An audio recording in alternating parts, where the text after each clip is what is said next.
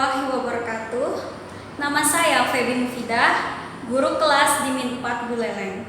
Saya akan menyajikan video penerapan model pembelajaran berbasis masalah atau problem based learning.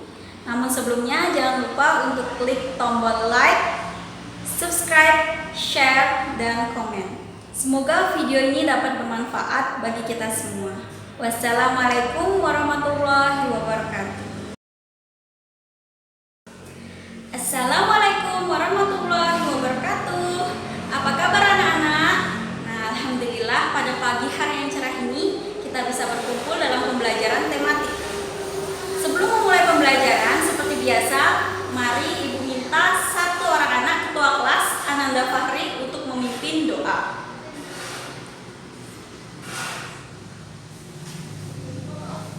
Sebelum memulai pembelajaran, Ibu akan cek semangat kalian dulu. Nah, mari kita lakukan yel-yel belajar seperti biasa. Ketika Ibu bilang, siap semangat belajar, kalian jawab, siap, siap, semangat. Oke? Siap semangat belajar, siap, siap, semangat. Sekali lagi, siap semangat belajar, siap, siap, semangat. Oke, kalian semua sudah semangat. Hari ini kita akan melakukan pembelajaran tematik tema 5 tentang ekosistem dan subtema 3 tentang keseimbangan ekosistem. Nah, kalian sudah belajar kemarin tentang apa itu ekosistem, kemudian apa saja jenis-jenis ekosistem. Hari ini kita akan mencari tahu bagaimana cara menjaga keseimbangan ekosistem. Materi pokok yang akan kalian pelajari ada dua. Yang pertama bahasa Indonesia dan yang kedua adalah IPA. Apa saja sih tujuan pembelajaran kalian hari ini? Yang pertama, kalian akan membuat pertanyaan berdasarkan kata tanya yang berbeda. Kalian pasti masih ingat 5W 1H. Kemudian yang kedua, kalian akan mencari apa saja sih cara-cara untuk menjaga keseimbangan supaya ekosistem kita akan tetap terjaga dan tidak punah. Sekarang silakan kalian amati dua gambar yang baru saja dibagikan. Kira-kira itu gambar apa ya? Gambar yang pertama itu adalah gambar orang sedang menebang pohon secara liar di hutan. Kemudian gambar yang kedua itu adalah orang yang sedang membuang sampah sembarangan di sungai. Nah, kira-kira apa sih tujuan mereka melakukan kegiatan tersebut? Kemudian apa dampak dari kegiatan tersebut terhadap ekosistem hutan dan sungai? Ada yang bisa?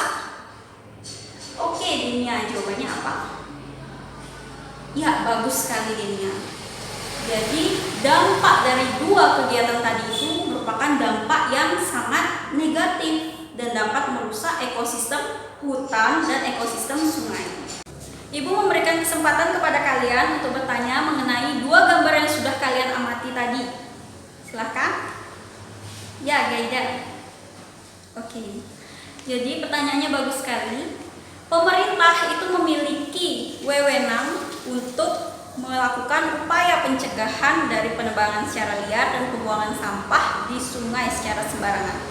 Tujuannya apa? Jadi tujuannya itu untuk menjaga keseimbangan ekosistem sehingga keberlangsungan hidup manusia itu tetap terjaga.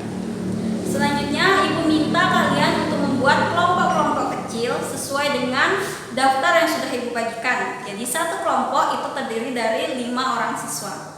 Silahkan untuk membentuk kelompok yang sudah Ibu bagikan. Jadi kelompok 1 dan 2 di sebelah kanan, kemudian kelompok 3 dan 4 di tengah-tengah, dan yang terakhir adalah kelompok 5 dan 6. Silahkan membentuk kelompok yang sudah Ibu bagikan. Baik, sudah membentuk kelompok yang sudah Ibu bagikan. Coba kelompok 1 mana? Ya, kelompok 2, kelompok 3, kelompok 4, kelompok 5, dan kelompok 6. Oke. Selanjutnya, silakan kalian baca. Di sini ada lembar yang sudah Ibu bagikan. Di sana ada teks tentang perubahan dalam jaring-jaring makanan.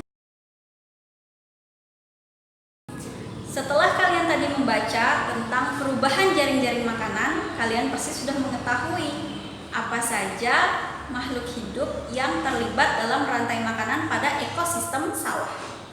Nah, ada apa saja? Padi, kemudian ada tikus sawah, ada ular sawah, dan juga ada burung elang. Nah, masing-masing makhluk hidup ini tentu memiliki peranan dalam rantai makanan. Ada yang sebagai produsen, ada yang sebagai konsumen, dan ada yang sebagai dekomposer atau pengurang. Kemudian di sana ada tabel. Kalian tuliskan pokok-pokok pikiran tiap paragraf yang sudah kalian baca. Kemudian ditulis di sana ada pertanyaan. Kalian buat pertanyaannya itu berdasarkan kata tanya 5W 1H. Selanjutnya kalian amati perubahan yang ada di kelas ini. Apa saja perubahan kalian amati, kalian tulis di buku tulis kalian, dan kalian bandingkan dengan perubahan-perubahan yang ada pada ekosistem. Tadi di dalam teks itu sudah jelas sekali ada perubahan karena bencana alam seperti banjir, gunung meletus, kemudian ada juga perubahan karena ulah manusia. Baik, setelah kalian diskusikan dengan teman sebangku apa saja perubahan yang ada di kelas, maka kita akan membandingkan dengan perubahan yang ada di ekosistem.